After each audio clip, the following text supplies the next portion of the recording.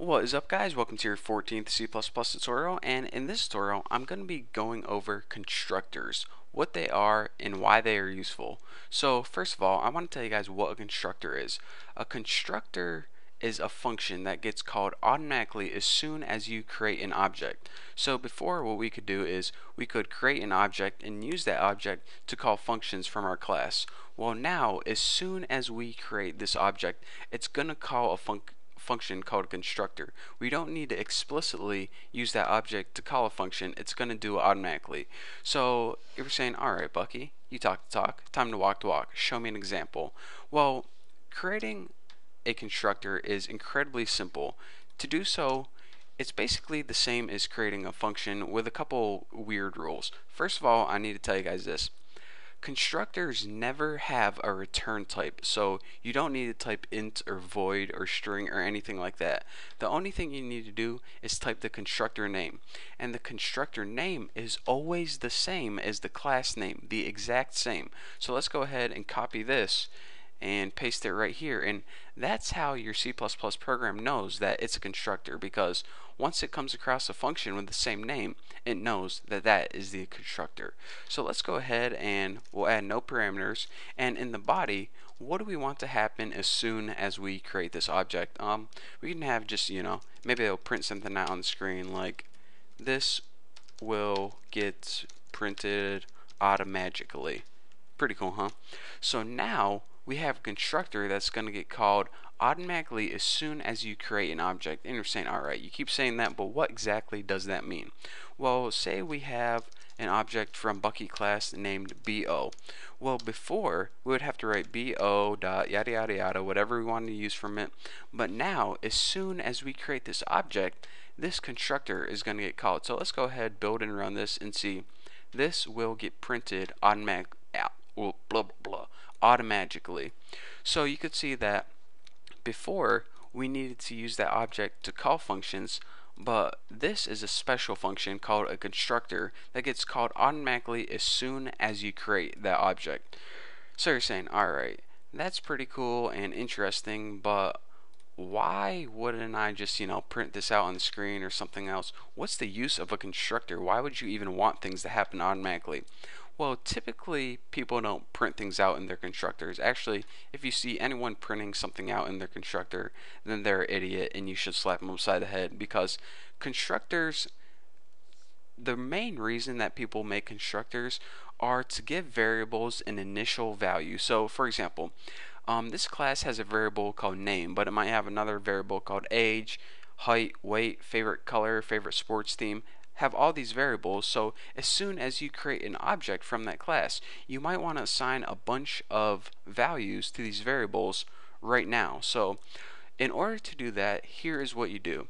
Whenever you want to take a value and assign it to a variable, you need to add a parameter in your constructor. So let's go ahead and assign a value to this name right here. And in order to do that, we need to pass in string and just name it Z or something. So now what we can do is we're going to be passing it in a string to be setting it equal to name. Well, we already have a function that does that called setName. So in order to do that, just go ahead and call setName with a parameter of Z. So now later on, whenever we want to use our constructor can take a parameter as well. And for our parameter, let's just go ahead and write something like Lucky Bucky Roberts. And now what's going to happen is this. As soon as we create this object, it's going to call a constructor with a parameter Lucky Bucky Roberts. So it's going to go up, see if it has a constructor. Oh, I do. And as my parameter, I need a string. And for a string, we gave it Lucky Bucky Roberts. So anytime it saw Z, it plugged in Lucky Bucky Roberts. So it says, alright, in your constructor, you told me to set the name equal to Lucky Bucky Roberts. So it basically set the name equal to Lucky Bucky Roberts. So pretty much Lucky Bucky Roberts got passed into Z, which got passed into X, which got passed into name. So that's why our name was Lucky Bucky Roberts. So now that our name is Lucky Bucky Roberts, that gets kind of repetitive saying that, but anyways, we can just go ahead and print it out on the screen or something. So of course, to access anything in our class, you use the object and of course the get name just like that function. So let's go ahead and build and run this, and we have int main. We got a problem here. Hold on one second. Let me find it. Oh, I see. What the heck? How in the world did I do that? For some reason, I must have actually hit paste or something, but I copied the word name outside my class. I just wrote the word name randomly in the middle of my program. So remember not to put words randomly in the middle of your program or else it won't run. So now let's go ahead and build and run this and check it out.